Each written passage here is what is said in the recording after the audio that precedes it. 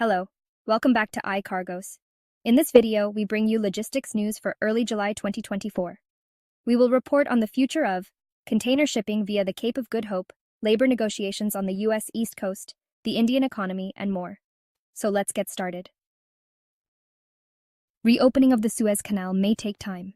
Container ships are currently under attack from the Houthis in the Red Sea, and shipping lines are taking routes via the Cape of Good Hope in South Africa.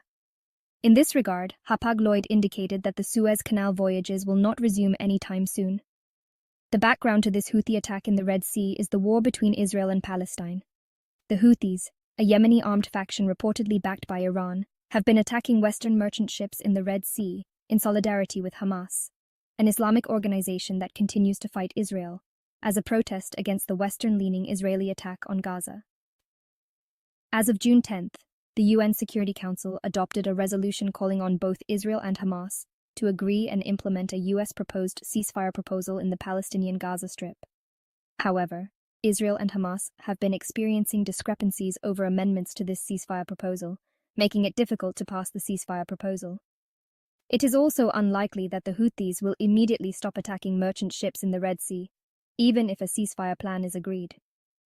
As already reported, the diversion of the Cape of Good Hope has significantly increased time and costs, contributing to higher sea freight costs.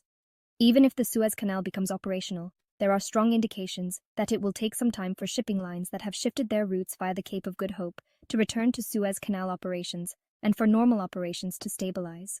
Although the high sea freight rates are partly due to retailers stockpiling and port congestion, there are concerns that the prolonged avoidance of Suez Canal navigation will have a significant impact on supply chain disruptions in the future.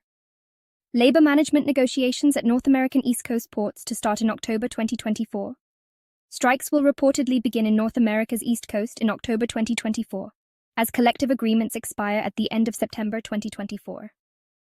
One of the reasons for the strike is that the ILA, a trade union on the East Coast of North America, is claiming to the Employers Association, USMX, that the agreement is not being honored. The problem is that East Coast ports use an auto gauge system that automatically processes trucks, and this automation is reducing the workload of ILA workers. It is reported that automation and wage negotiations will be major issues in this round of labor negotiations. With supply chains disrupted by rising sea freight rates and port congestion, a strike on the East Coast of North America is expected to have a significant impact on the market. In 2022, the labor agreement on the West Coast of North America expired, and labor negotiations on the trade union side and the port side were protracted, during which the trade unions engaged in delaying port operations and other actions. If the same thing happens in the current labor management negotiations on the East Coast, container turnover will drop, and container shortages will become more serious. It will be interesting to see how this will affect the already high sea freight rates. Will India's economy really grow?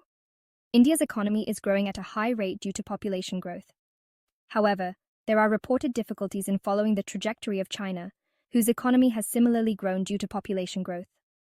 In India's general elections held in June, the ruling BJP, led by Prime Minister Modi, lost a large number of seats.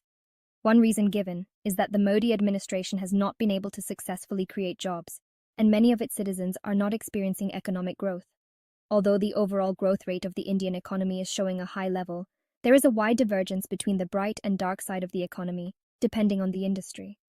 Although 46% of India's working population is employed in agriculture, forestry, and fisheries, the growth rate in this sector has been poor, while the manufacturing and construction industries are considered booming.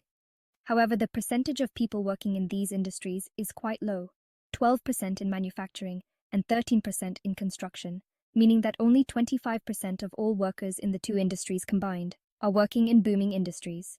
Furthermore, wages are not high even in booming industries, and it is strongly believed that economic growth in India will be difficult in the future unless the manufacturing industry grows. An Indian economist and professor at Columbia University in the US states, "There has never been a single example in history of a labor-intensive industry that involves a large number of ordinary workers that has been able to transform itself from a developing economy into a middle to high-income economy without developing an export-oriented manufacturing sector, and India is no exception." In addition to this, it is reported that it is not easy to implement in a democracy the rapid industrialization that China achieved with its autocratic government. What did you think of this issue of logistics news? That's all for this video. Thank you very much. See you in the next video.